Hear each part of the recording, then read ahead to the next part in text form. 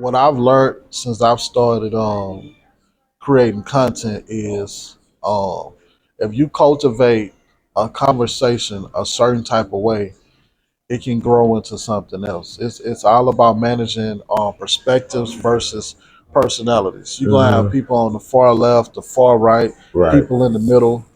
You get what I'm saying? And so Mhm. I just love that room so much because it gave space for everybody.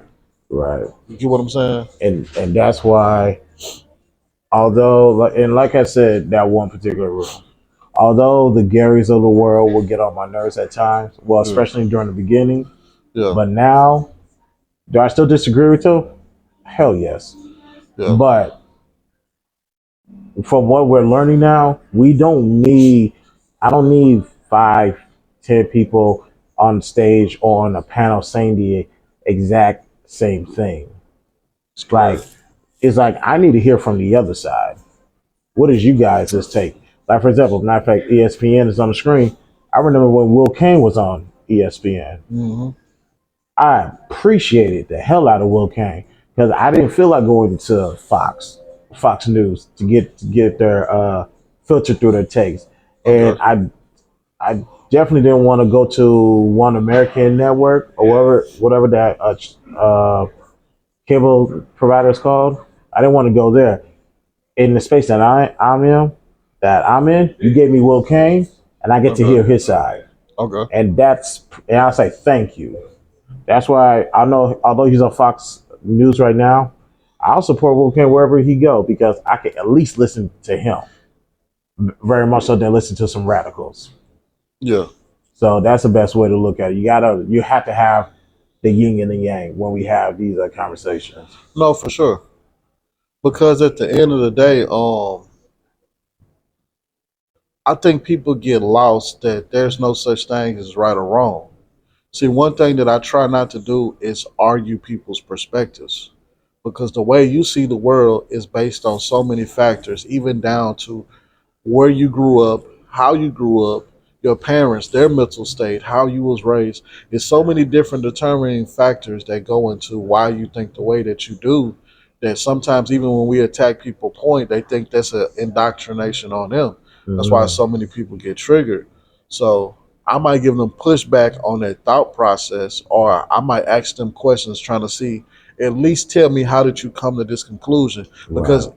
we might not agree, but at least it gives me a chance to say, okay, I see why you think like this. Because sometimes I hear shit and I just be like, I don't know how the fuck you came to this conclusion. You know what I'm saying? Mm-hmm. Sometimes two plus two equal 3,000, and you're Right. just like you just stuck trying to figure it out. So, but when you cultivate a conversation to where even the people who barely talk, they want to chime in, that's when you know you got something going on. And I give a lot of credit to content creators like the Lapeef Network because they put the work in and they put in years and years, and that's what they did. You know what I'm saying? They was bringing in a bunch of unknown people for Mm-hmm. years.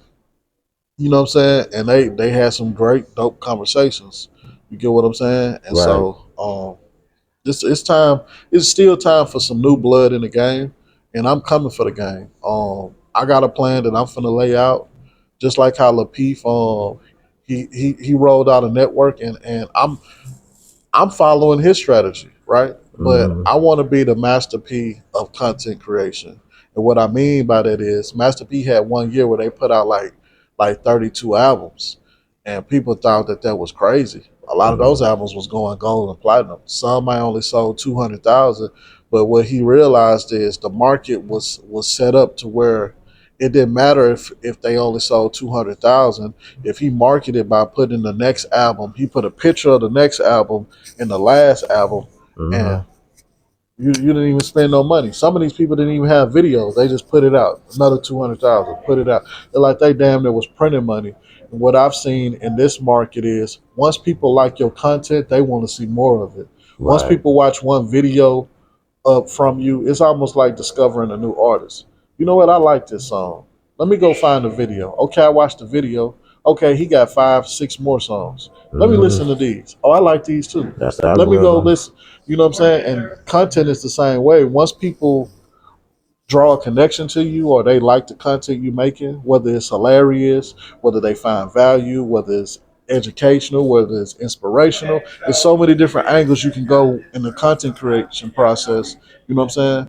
That they all for it and they just gonna be looking to consume more. So I don't look at none of these people like drifters. Right. They all just entrepreneurs in my book. I agree, and that's why when this whole situation came out, I told them the new buzzword is gonna be grifter, Yeah, because I would then flip it back on them is they say, so what are you doing here? yeah, Like you got your own platform, you're monetized, you can make your own money, and you can talk about whatever you want to talk about. Are you grifting? And we had to break that word down. Grifter means that you're a swindler, and we had to yeah, break down the word swindler. And I'd say that you guys are idiots. yeah. Like, if you don't like the content, the individual, don't support them. Don't support her. But don't come out here and accuse them of doing something that you're doing. It's like we're all here to, well, most of us are here to make money. Me, I'm here for something a little bit different. But the main goal is the commonality is you're going to get paid based off of what you do. So the best thing to do is put the idea you're going to make money to the side. Yes, entrepreneur, of course, but take the idea that you're going to put money to the side because the money for the most part is going to be there based off of how much work you put in.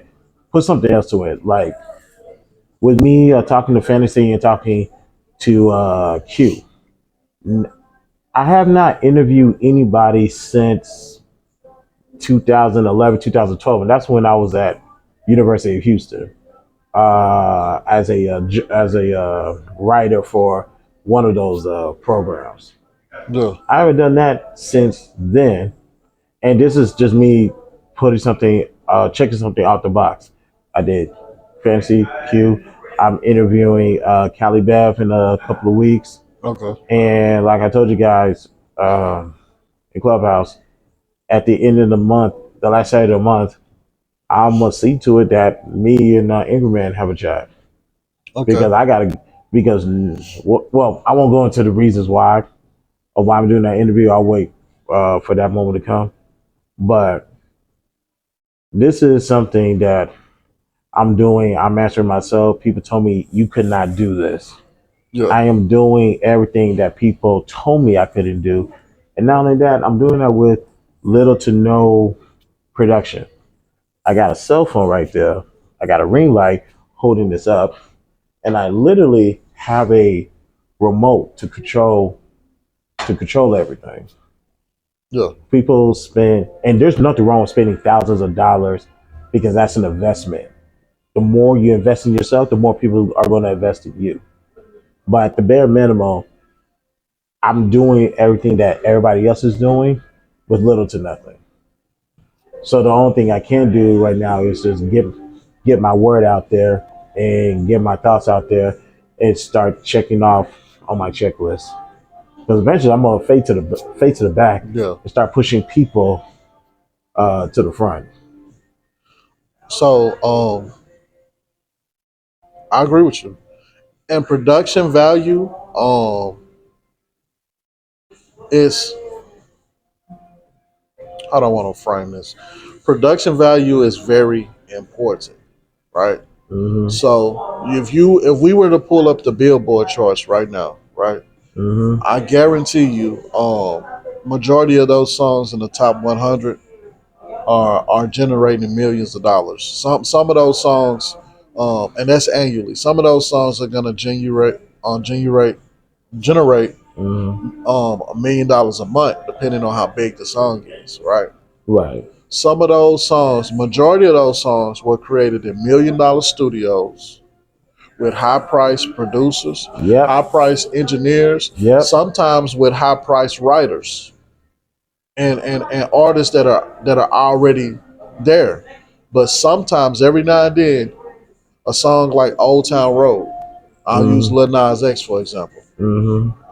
It's rumored that he bought that beat online for $100. Hmm. He only spent another $100 recording the song, getting it mixed and mastered, uploading the platforms. He did all the marketing for free. So for a budget of $200, he started a song that eventually got picked up by labels, and it went on to be diamond. And I probably think the number one stream song. I think the number one stream song ever, yeah. or And something to that extent. so production is definitely important, but you have to be working with something like it's no point going out and spending $7,000 on the camera if what the camera is recording is going to be trash. Right. And listen, no iPhone, no matter how good the camera is, it can't compare to equipment that you can buy. You know what I'm Sure. saying? I used to have damn, was that a Mark? It was a it was a Canon camera. I want to say it was a Mark II, Hmm. but it was like a $4,000 camera. Long story short, great, incredible quality. But if what you put in front of that camera don't compare, somebody with an iPhone can still create better content. So quality is important, but you definitely have to like go through the process. You know what I'm saying? Hmm. Like shooting the gym per se. So I definitely agree with you. It took me a while to get my speech right, far as me even feeling comfortable talking. And I think Clubhouse has helped me perfect a lot of stuff. I still got a lot of work to do, but Hmm. I definitely agree with you. And I see your growth. I see you getting better and better. Like, you know what I'm saying? I've been watching you for a while, and I see your consistency as well is getting better and better. I And that's appreciate that. another thing that they don't talk about. The YouTube algorithm rewards consistency. So the more Hmm. you post, the bigger your reach gonna be too. So No, you're right about that, and I appreciate the flowers on that one, man. I appreciate, really do. I was like, speaking of the algorithms, and of course, on your case, you're doing. You say you're making improvements. You still got some room for growth. We all got room for growth. Case you, I can't tell. I think you spot on what you're doing on Clubhouse, the rooms that you're hosting, the interaction, how you're interacting with people, and getting them involved, whether it be your room or whether you helping out in my room. So I think you're already there, and so how far you go is solely up to you. And we're gonna champion you, and we're gonna push you I appreciate that. as far as you want to go, man.